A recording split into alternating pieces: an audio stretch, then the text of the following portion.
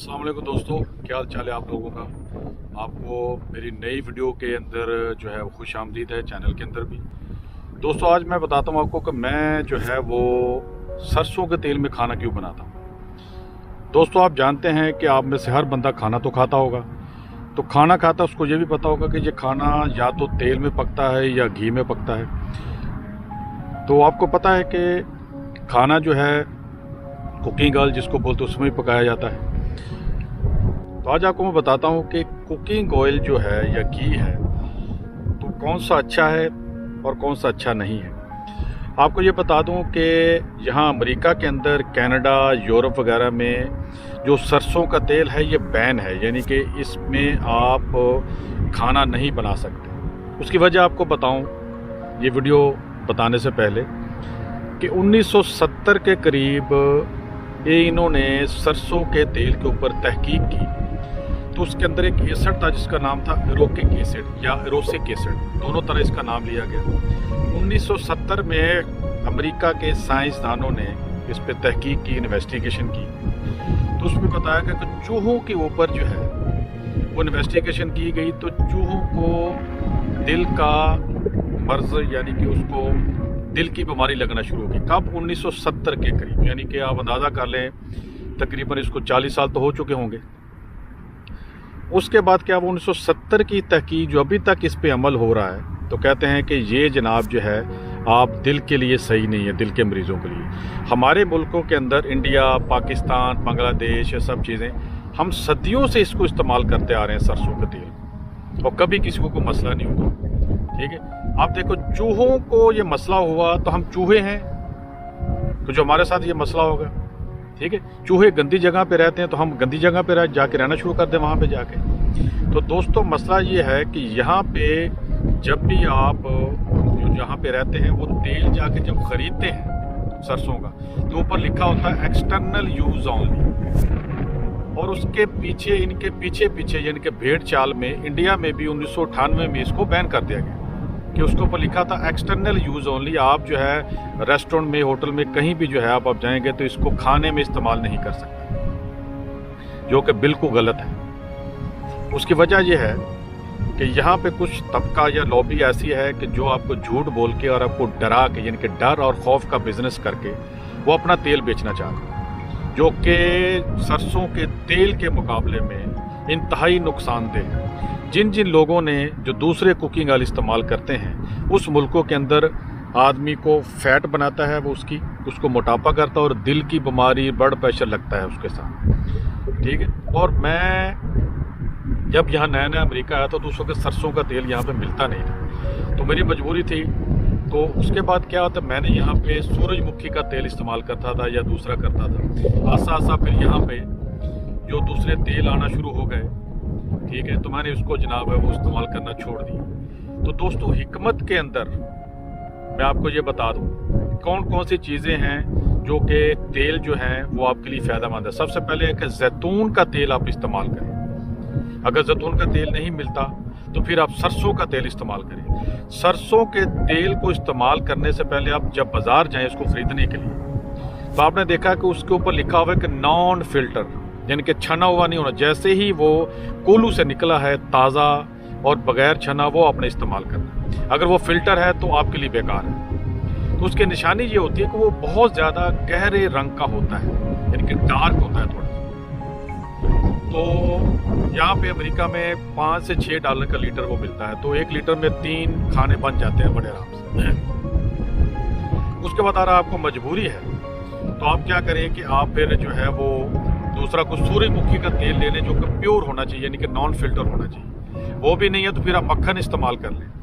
तो उसके बाद यहाँ पे तो आप देसी घी भी आ गए हैं। तो दोस्तों आप में से अक्सर लोग पूछेंगे भी देसी घी जो है उसके अंदर तो बड़ा कोलेस्ट्रॉल होता है और ये कोलेस्ट्रॉल जो है वो हमें नुकसान देगा।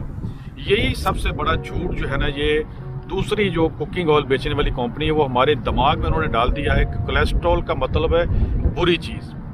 अगर ये कोलेस्ट्रॉल इतना बुरा है तो अल्लाह ताला ने इसको पैदा क्यों किया?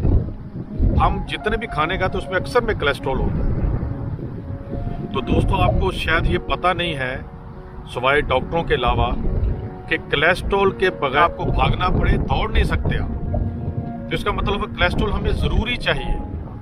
और वो जो कोलेस्ट्रॉल जो ज़रूरी है, आपको कैसे पता चले वो ज़रूरी है या नहीं है? इसके लिए मैंने एक अलग से वीडियो बनाई है जिसके 2 पार्ट हैं। इसका लिंक मैं डिस्क्रिप्शन में दे देता हूँ, आप उसको ज़रूर देखें। मैंने पेंडू तरीके से, देहाती तरीके से आप लोगों को समझाया है। डॉक्टरों के लिए वीडियो नहीं है, वो आप लोगों के लिए। आप प्लीज़ उसको देखें और उससे पूरा फ़ायदा उठाएगा। आपको कभी ज़िंदगी में कोलेस्ट्रॉल नहीं होने वाला इंशाल्लाह। तो दोस्तों, मुख्तसर ये कि आप ये देखें कि मैंने इसकी तस्वीरें आपको दिखाऊंगा। अभी दिखाता हूँ आप लोगों को कि आप देखें गौर से कि मैंने इसमें खाना बनाया है।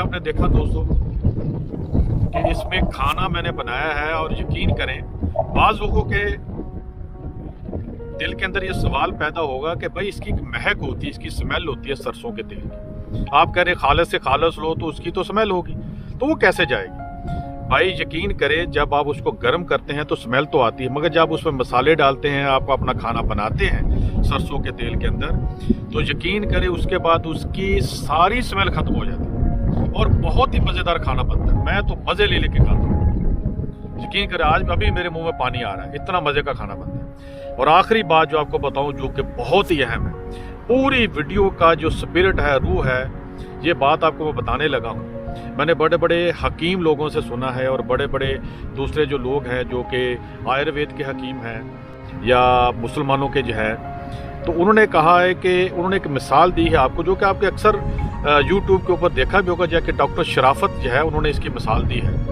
ठीक है, तो आपको बता दूं, आप लोगों में से अक्सर लोगों ने अचार अजूर खाया होगा।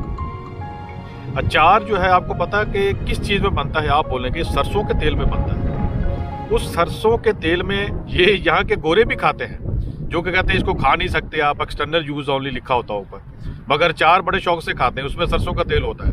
ऐसे अक्लमंद लोग हैं ये। खैर, अच्छा, तो वो क्या हुआ, क्या आप देखें कि सरसों के तेल में जब अचार बनता है, आपको पता है कि कई कई साल पुराना अचार होता है। कभी देखा आपने उसमें अगर आम का अचार है, आम कभी खराब हुआ उसके अंदर? बिल्कुल नहीं, कभी खराब हुआ। एक एक साल, 2-2 साल पुराना अचार जो है वो खराब नहीं होता। उसके अंदर जो चीज़ डाली जाती है सरसों के तेल में, वही चीज़ आम का जो टुकड़ा उसके अंदर रखा हुआ, उसको बाहर निकाले अचार में से, यानी कि सरसों के तेल से उसको अलहदा कर दे, सेपरेट कर दे, उसको बाहर रख दे। अगर तो गर्मी का मौसम है कि 1 हफ्ता 10 दिन के अंदर वो अचार का जो टुकड़ा, अपना आम का जो टुकड़ा है, आप यकीन करें वो हफ्ते 10 दिन के बाद अगर मौसम गर्म है तो खराब हो जाएगा, उसमें फफूंदी लग जाएगी, फंगस लग जाएगी। वो अचार आप फेंक देंगे उसको, आम के टुकड़े को जो अचार से निकला होगा। मगर वहाँ तो अगर मौसम ठंडा है तो 2 हफ्ते लग जाएंगे, मगर चंद दिनों के अंदर अंदर वो ख़त्म हो जाएगा, आप उस खाने के काबिल नहीं रहेगा। मगर मुझे बताएं, जब तक वो सरसों के तेल के अंदर था तो 1 साल तक उसको ख़राब नहीं हुआ। मेरे घर पे भी अचार पड़ा हुआ है, साल साल पुराना पड़ा होता है, 6-6 महीने, साल साल। आप मुझे बताएं कि सरसों का तेल जो अपने अंदर उसके जो चीज़ें हैं उसको ख़राब नहीं होने दे रहा, तो आपको वो क्या नुकसान पहुँचाएगा? आपकी बॉडी को नुकसान पहुँचाएगा, वो आपकी बॉडी को ख़राब करेगा। तो भाईजान, सब लोग, मेरे दोस्तों, बहनों, बच्चों, ये डर का बिजनेस हो रहा है। जैसे कि पीके मूवी में आमिर खान ने बोला कि अच्छा, तो डर का बिजनेस और बिजनेस हो रहा है कि आपको डरा के उन लोगों ने अपना तेल बेचना है, और वो तेल है जो गारंटी के साथ आप बीमार होंगे। ये सही बात कर रहा हूँ मैं, आप बीमार होंगे, फिर डॉक्टरों को बिजनेस मिलेगा। तो भाई हमारा